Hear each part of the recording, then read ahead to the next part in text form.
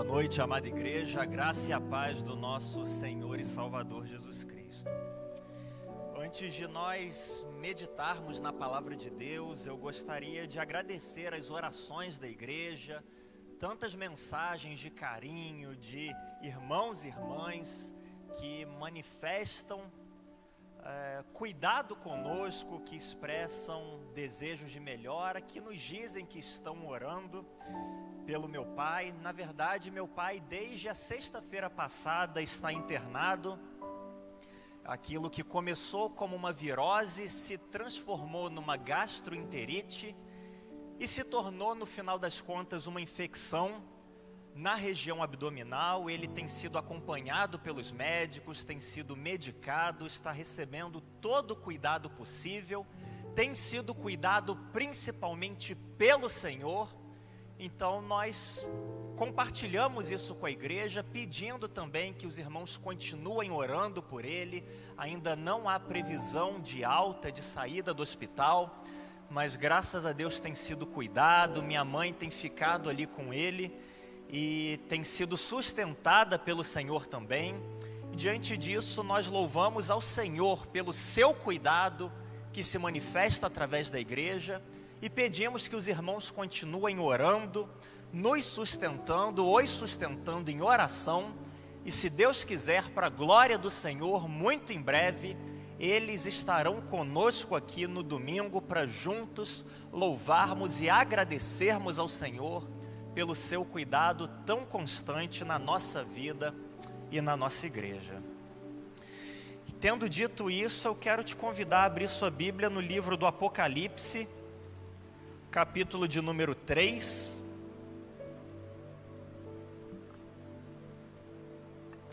Apocalipse, o capítulo de número 3.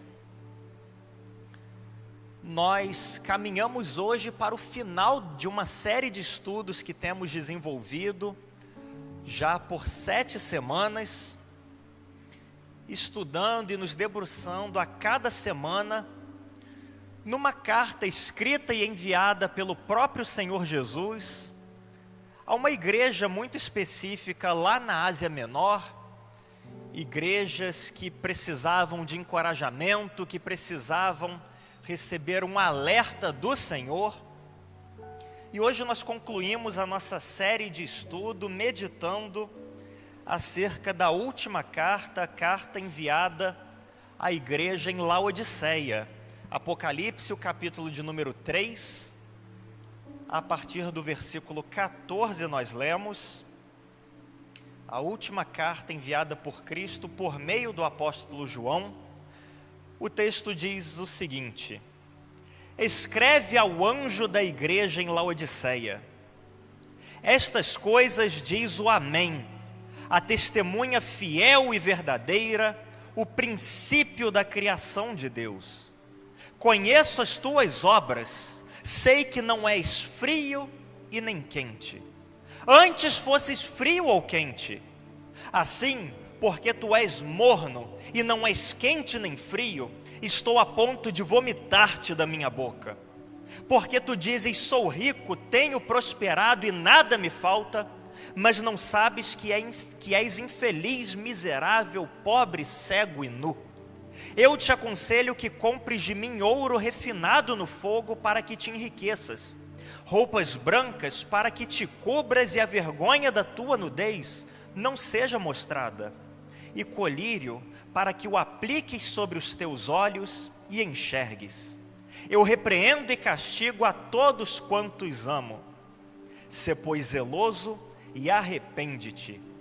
Estou à porta e bato. Se alguém ouvir a minha voz e abrir a porta, entrarei em sua casa e cearei com ele e ele comigo. Ao vencedor, eu lhe concederei que se assente comigo no meu trono, assim como eu venci e me assentei com meu Pai no seu trono. Quem tem ouvidos, ouça o que o Espírito diz às igrejas. Vamos orar mais uma vez. Deus amado, muito obrigado, Pai. Antes de tudo, porque o Senhor tem cuidado do teu servo, nosso pastor, porque mesmo estando ali naquele hospital já há tantos dias, o Senhor o tem sustentado, porque o Senhor permitiu, Pai, que nesta segunda-feira ele completasse mais um ano de consagração ao ministério pastoral, 46 anos te servindo com fidelidade nesta igreja. Nós te louvamos pela tua bondosa mão que constantemente repousa sobre a vida dele, Pai. Agora que a tua palavra foi lida e será compartilhada, nossa grande expectativa e desejo, Pai, é que o Senhor fale conosco, que o Senhor nos permita ouvir a tua doce voz, e por isso nós te pedimos que o Senhor abra o nosso entendimento, abra o nosso coração, para que nós possamos receber e compreender as insondáveis maravilhas da tua lei, Pai, que saiamos daqui com a certeza de que o Senhor falou conosco e nos pastoreou, Pai. Fala conosco nessa noite, é o que nós te pedimos, em nome de Jesus, amém e amém. Carta à igreja em Laodiceia, a última escrita pelo apóstolo João, que estava exilado ali na ilha de Patmos, já no final do 1º século.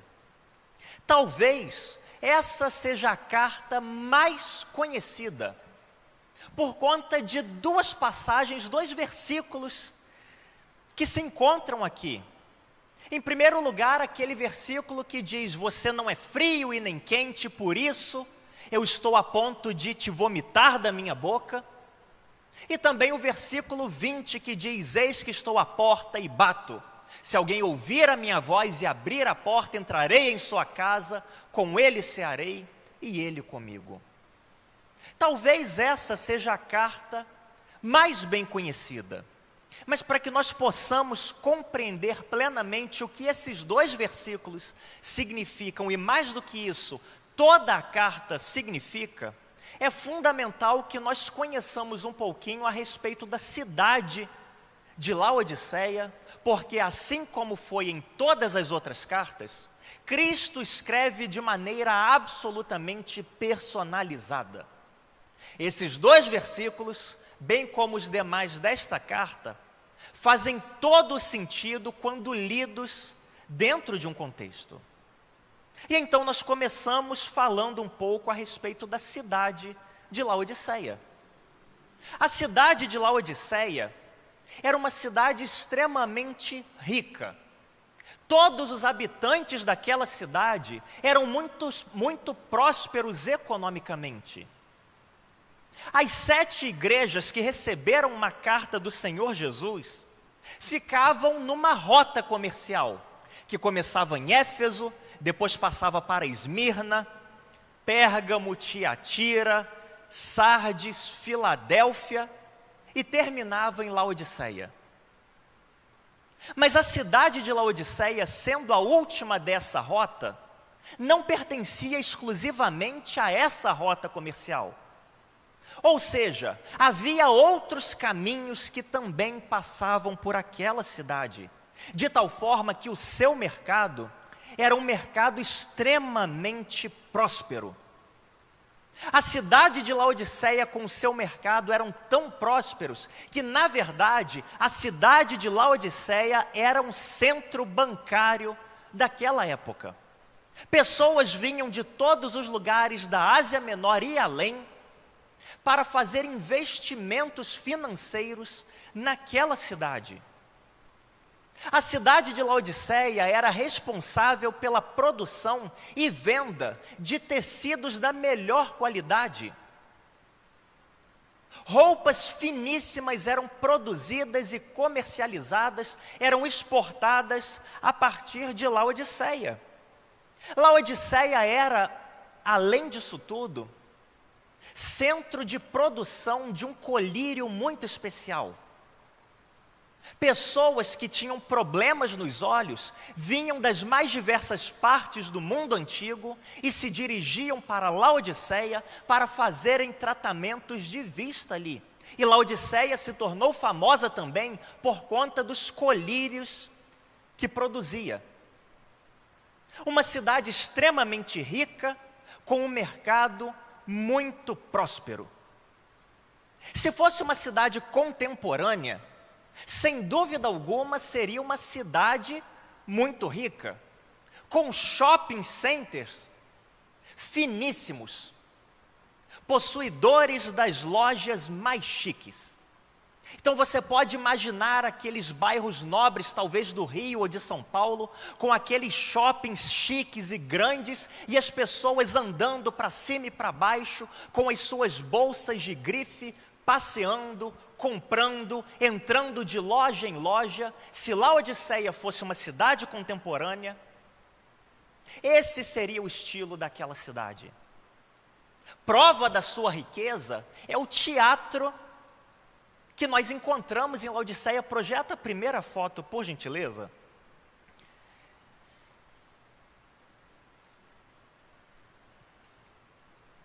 Outra foto. Outra. Essa. O teatro de Laodiceia é prova e testemunho do quão rica aquela cidade foi, não tanto por conta do seu tamanho, mas pelo fato de que, nessa cidade, havia 2 anfiteatros. E veja bem, se você se lembra, quando nós falamos da primeira carta enviada à cidade de Éfeso, Éfeso era uma cidade portuária, um ponto de entrada na Ásia Menor, uma cidade enorme, cerca de 200.000 pessoas. E naquela cidade, em Éfeso, com 200.000 pessoas, havia apenas um anfiteatro. Na cidade de Laodiceia, bem menor, 40.000 habitantes apenas, 2 anfiteatros. Isso mostra que aquela cidade tinha muitos recursos.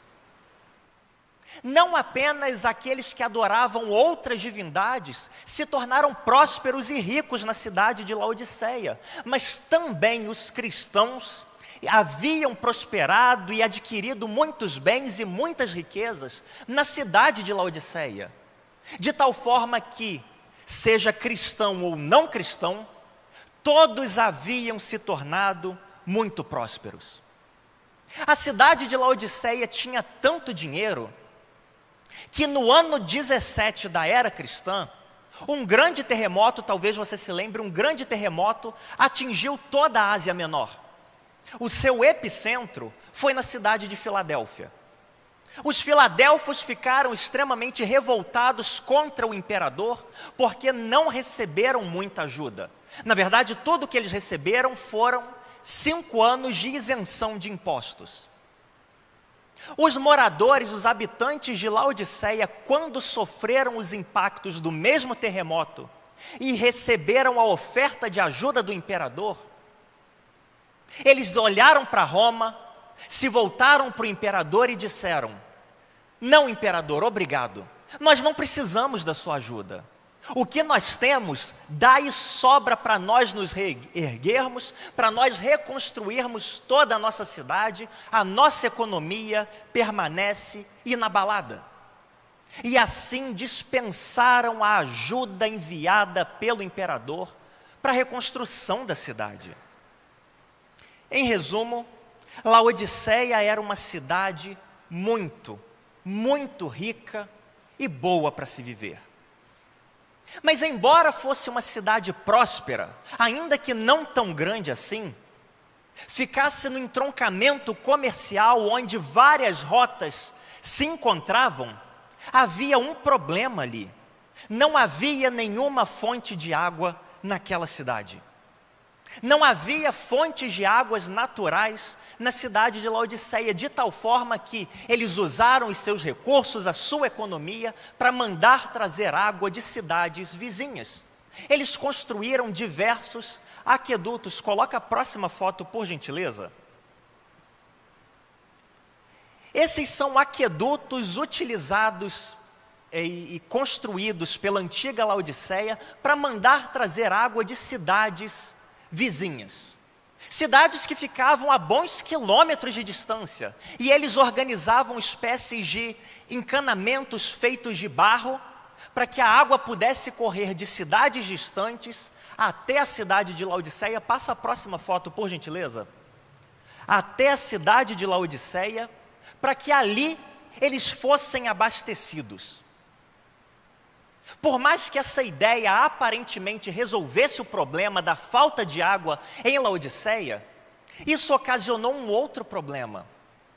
Porque a água que vinha de uma cidade distante, correndo naquelas telhas de barro, sob o calor do sol da Ásia Menor, fazia com que aquela água esquentasse.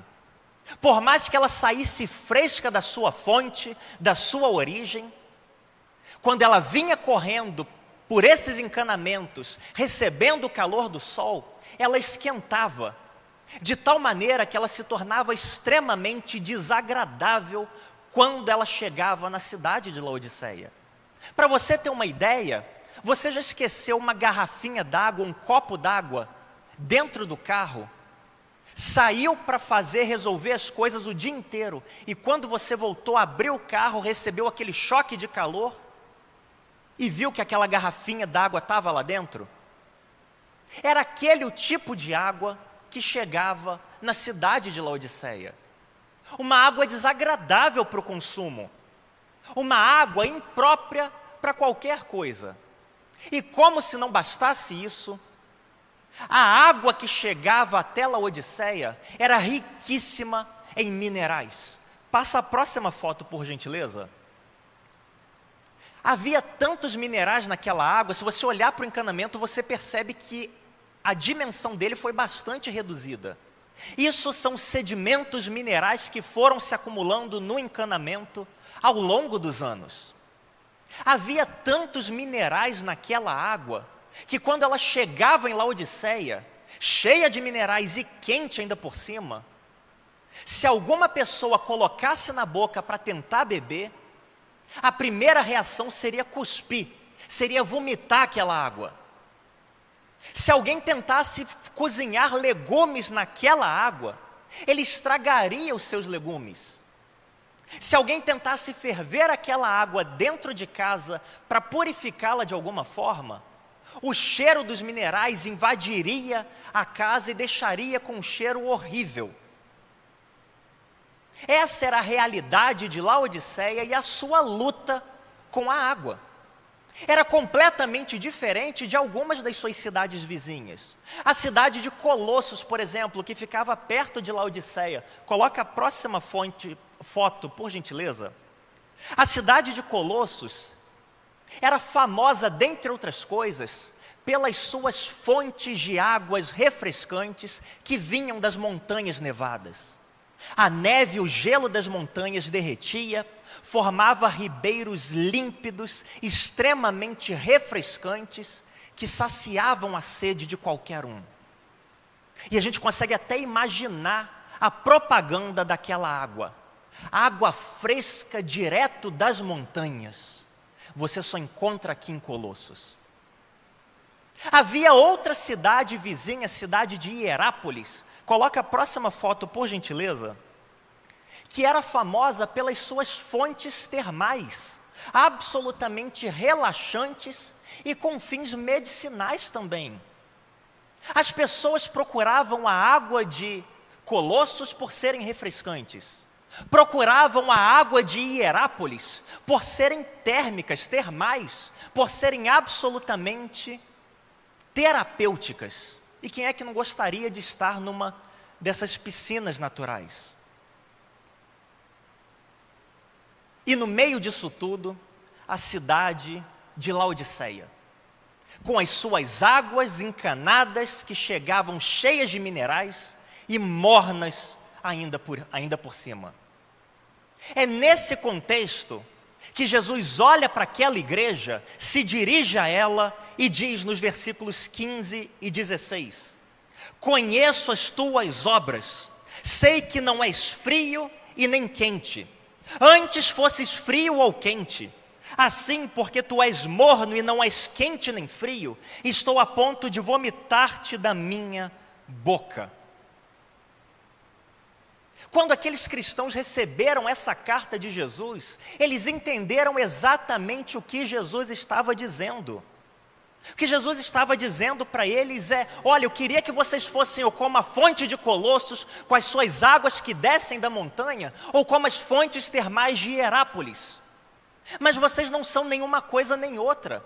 Vocês são como a própria água que vocês consomem. Uma água que fede, uma água nojenta, uma água morna, e por conta disso, porque vocês são como a água de vocês, eu estou a ponto de vomitá-los da minha boca, assim como vocês vomitam a água que vocês bebem. E isso é impressionante, porque diante de tudo aquilo que as outras igrejas estavam fazendo, é impressionante que o alerta de Cristo a essa igreja seja tão marcante. Se você se lembra, nas outras igrejas, os cristãos estavam se acomodando à cultura. Os cristãos estavam participando de movimentos idólatras. Os cristãos estavam se entregando a orgias e a rituais de prostituição. Os cristãos estavam se acomodando à cultura. E ainda assim é à igreja de Laodiceia que Cristo se dirige dizendo: estou a ponto de te vomitar da minha boca. Com todo o peso que essa expressão carrega em si. E a pergunta que surge inevitavelmente é: mas afinal de contas, o que é que aqueles cristãos de Laodiceia estavam fazendo de tão grave, de tão severo, que fez com que Cristo sentisse ânsia e tivesse vontade de vomitá-los da sua boca? O texto continua dizendo, versículo 17: porque tu dizes, sou rico, tenho prosperado e nada me falta, mas não sabes que é infeliz, miserável, pobre, cego e nu. Cristo deixa bem claro o que significava ser morno e, consequentemente, fazia com que ele tivesse vontade de vomitá-los da sua boca. Dizes, sou rico, tenho prosperado e nada me falta, mas não sabes que é infeliz, miserável, pobre, cego e nu. Aqueles cristãos eram ricos, eles tinham de tudo, não tinham falta de nada. E, consequentemente, começaram a pensar que não tinham mais necessidade do próprio Cristo. Tinham adquirido tantas coisas, tinham prosperado tanto, estavam vivendo de uma maneira tão confortável nesse mundo, que chegaram a pensar que não tinham mais necessidade de Cristo, que podiam se virar muito bem e se resolver sem Cristo. Cristo não fazia mais diferença na vida daqueles cristãos. Na verdade, os cristãos de Laodiceia estavam mais uma vez repetindo aquilo que haviam dito para o imperador. Quando o imperador lhes ofereceu ajuda para se reerguerem depois do terremoto, eles disseram: não, a gente se basta. A gente consegue se resolver, não precisamos da sua ajuda. Disseram isso para o imperador uma vez, mas depois disseram a mesma coisa para Cristo. Nós não precisamos mais do Senhor. Nós adquirimos muitos bens. De nada temos falta. Temos vivido muito bem nesse mundo. Estamos confortáveis. Somos famosos. Somos ricos. E por conta disso, Cristo foi posto de lado na vida deles. Que erro comum eles cometeram. Quando tudo na sua própria vida começou a ir bem, quando começaram a prosperar, quando começaram a enriquecer, a experimentar o conforto, acharam que não precisavam mais de Cristo. Esse sempre foi o alerta de Deus para o seu povo, desde o início da história do relacionamento entre Deus e o seu povo. Foi exatamente o que Deus disse para o seu povo pouco antes da conquista da terra de Canaã. O povo estava na iminência de conquistar a terra prometida pelo Senhor. E então o Senhor disse para o seu povo, em Deuteronômio 6, versículos 10 a 12. Deuteronômio 6, 10 a 12. Quando o Senhor teu Deus te estabelecer na terra que prometeu te dar, em juramento feito a teus pais, Abraão, Isaque e Jacó, com grandes e boas cidades que não edificaste, com casas cheias de tudo que é bom, as quais não encheste, e poços que não cavaste, vinhas e olivais que não plantaste, e quando comeres e te fartares, cuidado para não te esqueceres do Senhor que te tirou da terra do Egito e da casa da escravidão. Esse sempre foi o alerta do Senhor. Lá para o seu povo no Antigo Testamento, quando disse: olha, vocês estão na iminência de entrar numa terra boa, numa terra farta, numa terra cheia de riquezas que não foram vocês que trabalharam para conquistar, numa terra cheia de plantações que não foram vocês que cultivaram. É só chegar e tomar posse. Vocês vão experimentar do bom e do melhor. Mas quando isso acontecer, quando vocês estiverem vivendo em conforto, cuidado para não te esqueceres do Senhor que te tirou da terra do Egito e da casa da escravidão. Quando a sua vida começar a se tornar próspera, não se esqueça do teu Deus. E foi exatamente isso que aqueles cristãos, lá em Laodiceia, começaram a fazer. Indo antes disso, no relacionamento entre Deus e Abraão, você conhece a história.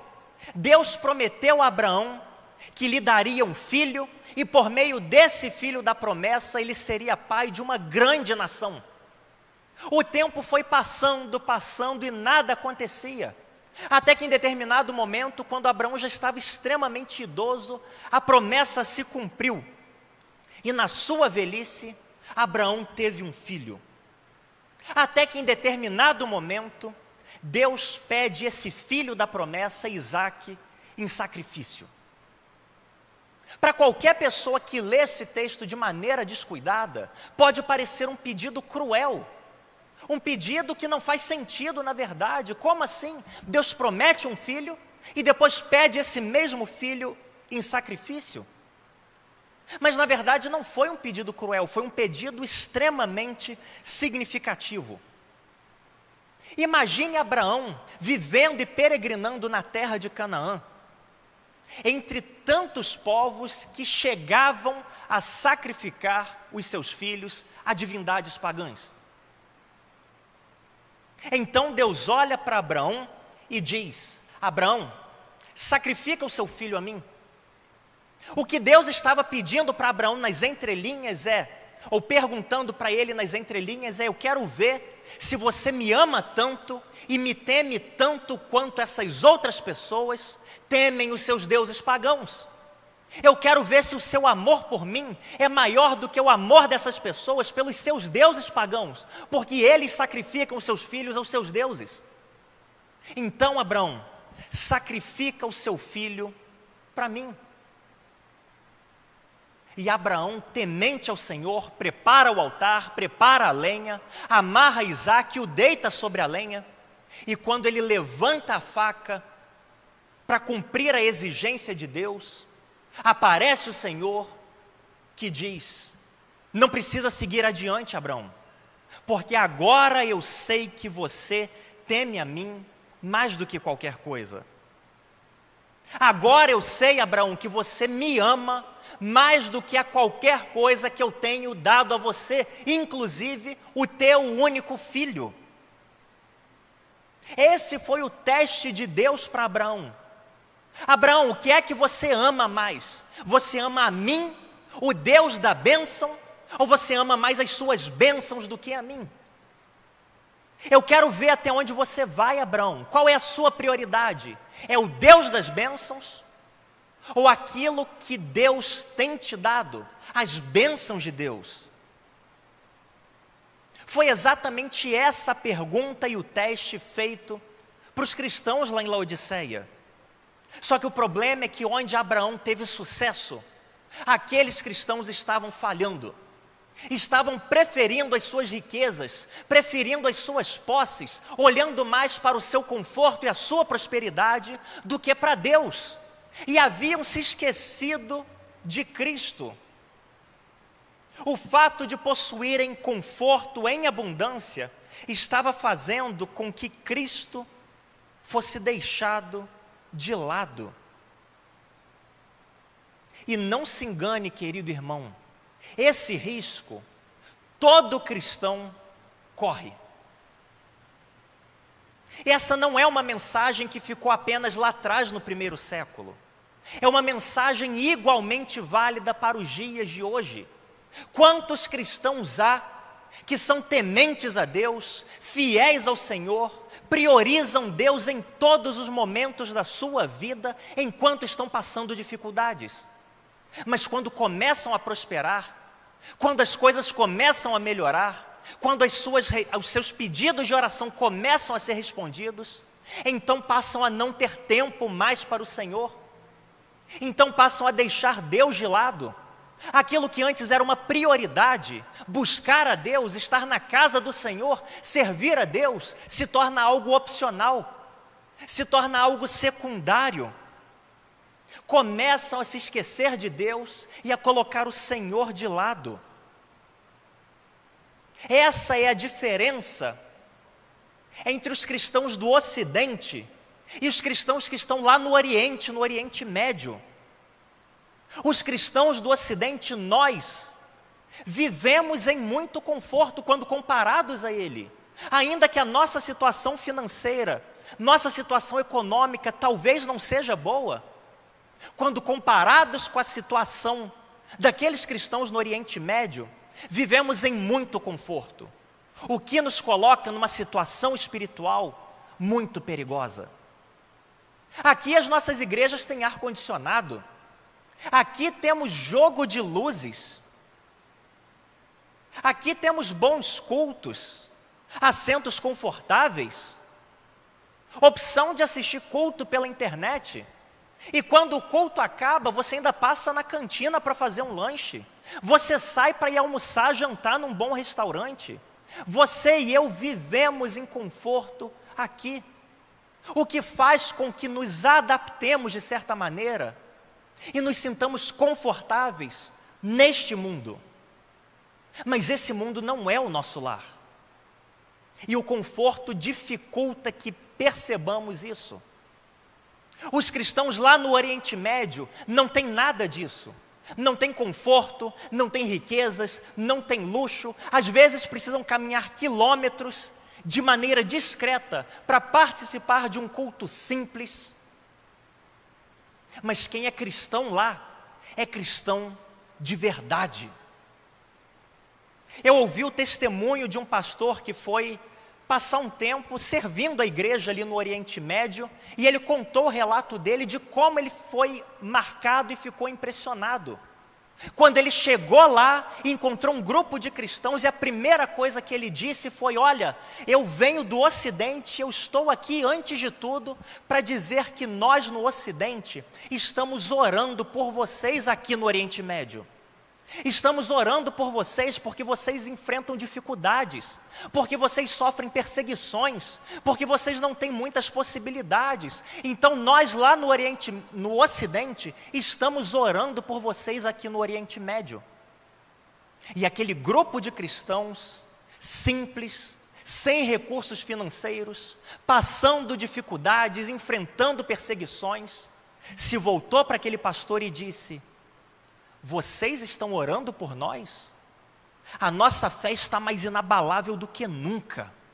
Nós é que oramos por vocês, para que os olhos de vocês sejam abertos e vocês parem de brincar de cristianismo, para que vocês tomem uma postura séria e firme diante do Senhor, para que vocês parem de brigas por bobeira dentro das igrejas, para que vocês vivam o evangelho verdadeiro, para que vocês entendam que esse mundo não é o lar de vocês.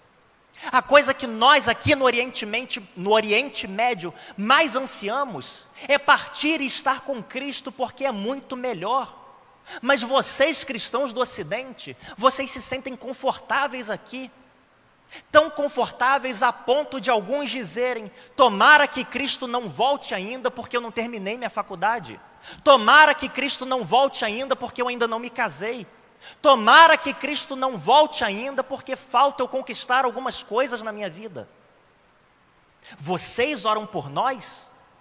Nós é que oramos por vocês. O que aqueles cristãos do Oriente Médio nos ensinam é muito simples e ao mesmo tempo muito profundo. Se você tem Cristo, você tem tudo de que necessita. Se você tem Cristo, você não precisa de mais nada. Mas se você começa a adquirir muitas coisas, se você começa a prosperar, se você começa a se sentir muito confortável neste mundo, você começa a confundir as coisas. Nós começamos a confundir as coisas e achar que aqui é o nosso lar, que aqui está bom o suficiente. Nós começamos a nos esquecer de Cristo e começamos a deixá-lo de lado das nossas vidas. O que Jesus diz nessa carta aos cristãos em Laodiceia é exatamente disso. Ele olha nos olhos daqueles cristãos e diz: vocês estão vivendo de uma forma tão confortável aqui, vocês estão amando o dinheiro de tal forma que vocês acham que vocês têm tudo, que nada lhes falta, mas vocês estão se esquecendo de uma coisa. Na realidade, por pensarem dessa maneira, vocês são infelizes, miseráveis, pobres, cegos e nus. Pensam que têm tudo, pensam que a vida é muito boa e está tudo confortável. Mas na verdade, versículo 17, não sabes que é infeliz, miserável, pobre, cego e nu. E então Jesus prossegue para apresentar a solução para aqueles cristãos. Jesus fala a linguagem que eles entendem. Naquela cidade extremamente comercial, com seu mercado extremamente próspero, Jesus se volta para eles e diz: vocês gostam de comprar? Vocês gostam de passear pelas lojas de vocês? Entrando de loja em loja e comprando muito de tudo?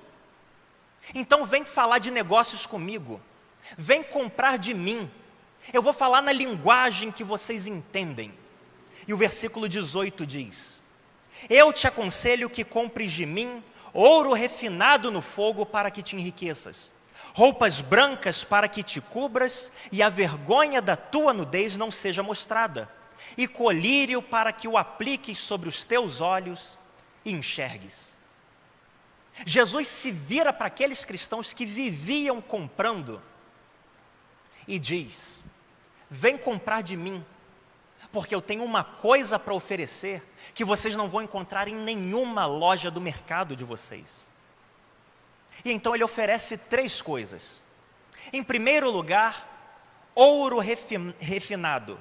Eu te aconselho que compres de mim ouro refinado no fogo para que te enriqueças. Com isso Jesus está falando: olha, vocês sabem tudo sobre ouro. Vocês veem ouro todos os dias, vocês pagam em ouro, recebem em ouro, mas o ouro que eu tenho para dar é o ouro que verdadeiramente enriquece. E ouro refinado pelo fogo na Bíblia, especialmente no Novo Testamento, sempre é resultado de provação. É o caráter, na verdade, de uma pessoa que é provada, que é refinada pelas lutas e pelas tribulações. É isso que Jesus está oferecendo para eles. Jesus está falando: olha, com o ouro que vocês têm, que vocês gastam todo dia no mercado, vocês podem comprar muitas coisas, mas um caráter aprovado, um caráter reto, só eu posso forjar em vocês. Aquilo que verdadeiramente pode fazê-los ricos não é o ouro que vocês têm, é o ouro que eu posso oferecer a vocês. Então venham procurar em mim ouro refinado pelo fogo para que vocês enriqueçam. Mas não apenas o ouro refinado pelo fogo. Venham comprar de mim vestes brancas. O texto prossegue dizendo: roupas brancas para que te cubras e a vergonha da tua nudez não seja mostrada. Jesus continua falando na linguagem deles. Olha, vocês passam o dia inteiro entrando de loja em loja e comprando roupas dos mais variados tipos, da melhor qualidade. Mas tem um tipo de veste que só eu posso dar para vocês, que são as vestes brancas, vestes de uma vida correta, vestes de uma vida purificada no meu sangue, o sangue de Cristo. Esse tipo de veste vocês não vão encontrar em nenhum outro lugar a não ser em mim. Portanto, venham até mim para que eu lhes vista de justiça e de santidade, porque isso vocês não vão encontrar em loja nenhuma. Adquiram ainda de mim colírio para os seus olhos, colírio para que o apliques sobre os teus olhos e enxergues. A cidade de Laodiceia era um grande centro de tratamento oftalmológico. Pessoas dos mais variados lugares se dirigiam até aquela cidade, passavam um tempo fazendo tratamento e voltavam enxergando. E voltavam com a sua vista recuperada. Mas aqueles cristãos eram cegos. E é por isso que Cristo fala: venham comprar de mim colírio. Venham até mim, porque somente eu posso abrir os olhos de vocês e revelar a realidade para vocês. A realidade de que o seu dinheiro vai perecer. O ladrão rouba, a traça come, a ferrugem destrói. O seu dinheiro não é eterno. Você acha que não tem necessidade de mais nada? Que já conquistou de tudo que era possível? Mas você está cego. E somente eu posso abrir os seus olhos. Portanto, venha até mim e compre colírio. E ele prossegue dizendo: eu estou à porta e bato, versículo 20. Se alguém ouvir a minha voz e abrir a porta, entrarei em sua casa e cearei com ele e ele comigo. A pessoa que ouvir esse alerta de Cristo e abrir a porta da sua casa, evidentemente, o seu coração responder ao convite de Cristo, ele promete entrar em sua casa, cear ou jantar com essa pessoa e ela com Cristo. Jantar sempre foi, ainda que hoje isso esteja um pouco deturpado, sinônimo de intimidade, de um momento especial com a pessoa com quem se janta. Hoje, talvez, a imagem que começa a se formar na nossa mente quando nós falamos jantar, sejam duas pessoas sentadas à mesma mesa, cada uma com seu celular, uma sem falar com a outra, porque está entretida com seu celular. Mas não é essa a ideia original de jantar. A ideia original é de intimidade, é de conversa profunda, é de relacionamento sincero. E é isso que Cristo promete às pessoas que ouvirem a sua voz e abrirem a porta. E é algo notável que o Cristo que começa a carta se mostrando de maneira tão poderosa, escreve ao anjo da igreja em Laodiceia: estas coisas diz o Amém, a testemunha fiel e verdadeira, o princípio da criação de Deus. O Cristo que começa a carta se apresentando de uma forma tão poderosa, termina a carta se mostrando como alguém que foi posto para fora de casa. De alguém cheio de glória, a alguém que foi posto para fora de casa e está batendo a porta. Esse versículo geralmente é usado de maneira evangelística. A pessoa que nunca conheceu a Cristo, nunca teve relacionamento com Cristo, e então nós costumamos dizer: Jesus te diz, eis que estou à porta e bato. Se você ouvir a minha voz e abrir a porta do seu coração, eu vou entrar no seu coração e eu vou mudar a sua vida. Ainda que não haja erro falarmos isso, porque é a mensagem bíblica, é fundamental entendermos que esse versículo não foi direcionado, essas palavras não foram direcionadas a pessoas que nunca tiveram um encontro com Cristo. Foram direcionadas a pessoas que já o haviam recebido, que já tinham recebido Cristo nas suas casas. Mas o tempo foi passando e Cristo foi sendo colocado para fora das suas casas, para fora das suas vidas. A ideia por trás do versículo é que Cristo olha para aquelas pessoas e diz: olha, no início da sua caminhada cristã, eu tinha momentos de intimidade maravilhosos com você. Nós nos relacionávamos, nós nos sentávamos juntos à mesa e ceávamos. Mas você começou a prosperar, você começou a trazer tantas coisas para a sua casa, você começou a trazer tantas coisas para a sua vida, tantos objetos, tantos confortos, tantas outras prioridades, que não sobrou espaço para mim. E eu fui sendo posto cada vez mais para o canto da sua casa, para fora da sua vida, até que hoje a realidade é: a sua casa e a sua vida estão cheios de outras coisas, mas eu mesmo estou fora. Você buscou tanto conforto, buscou tanto adquirir e prosperar, que você conseguiu isso, mas o custo foi que não sobrou espaço para mim na sua casa e na sua vida. E então ele se volta para uma igreja que havia colocado Cristo para fora e diz: mas eu continuo à porta e bato. Eu continuo aqui esperando você reorganizar a sua vida. Eu já fui prioridade para você um dia, hoje não sou mais. Mas eu continuo aqui. Se você ouvir a minha voz e abrir a porta, eu vou entrar de novo na sua casa, eu vou reassumir o controle da sua vida, eu vou fazer uma faxina na sua casa. Tudo aquilo que talvez você ache que é prioridade, eu vou te mostrar que não é prioridade, porque na verdade a sua única e absoluta prioridade precisa ser eu. Se você tem a mim, você tem tudo.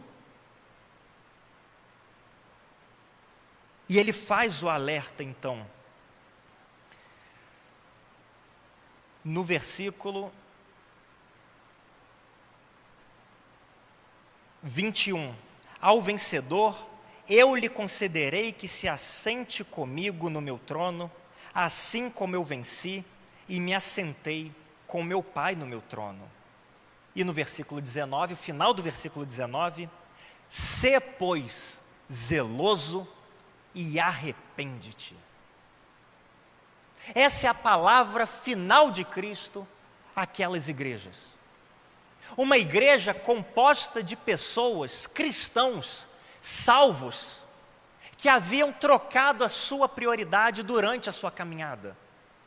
Começaram bem, começaram tendo relacionamento íntimo com Cristo, mas a sua visão das coisas começou a ser deturpada.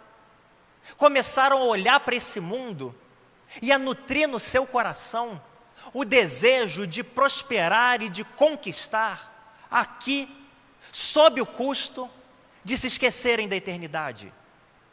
Investiram tanto o seu tempo, a sua energia e os seus esforços nesse mundo, em conquistar coisas nesse mundo, que se esqueceram de conquistar e construir no seu lar celestial. É assim que Cristo encerra a sua última das cartas enviadas à igreja. E o mesmo alerta feito àqueles cristãos continua sendo válido hoje. Não há problema em você investir na sua vida aqui, é claro que não. Mas a partir do momento em que isso começa a roubar o lugar de Cristo, o primeiro lugar, o único, exclusivo de Cristo, então você começou e entrou nesse processo de colocá-lo para fora da sua vida. A partir do momento em que os seus bens materiais se tornam prioridade sobre quem o Senhor é, então você enveredou pelo mesmo caminho dos cristãos em Laodiceia, a ponto de se tornar miserável, infeliz, pobre, cego e nu. O alerta do Senhor para nós no século 21, hoje: sê, pois, zeloso e arrepende-te. Que o Senhor nos abençoe e nos ajude a aplicar essa mensagem, essa palavra tão pertinente nestes tempos ao nosso coração. Quero te convidar a se colocar de pé, nós vamos orar nesse momento.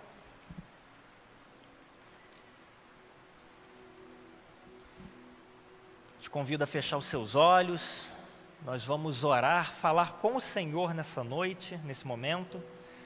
Eu quero orar de maneira específica com você que talvez tenha se identificado com os cristãos de Laodiceia. Sua vida, graças a Deus, vai bem, graças a Deus você trabalha, tem o seu dinheiro, seus negócios estão prosperando. Mas talvez isso esteja te levando a um distanciamento de Cristo. Estejam fazendo com que o seu amor pelo Senhor se apague, que Ele ocupe um lugar cada vez mais periférico na sua vida. Eu quero orar com você que recebe esse alerta do Senhor hoje. Sê, pois, zeloso e arrepende-te. E mais uma vez decide abrir a porta da sua casa, do seu coração, para que Ele entre, faça a faxina, a reforma dele, que Ele reassuma o centro e a prioridade da sua vida. Eu quero te identificar, eu te convido a levantar uma das suas mãos, eu quero orar com você. Há alguém? Nós vamos orar pedindo que o Senhor seja sempre, sempre, sempre o centro das nossas vidas. Nós não precisamos de nada mais quando nós temos o Senhor.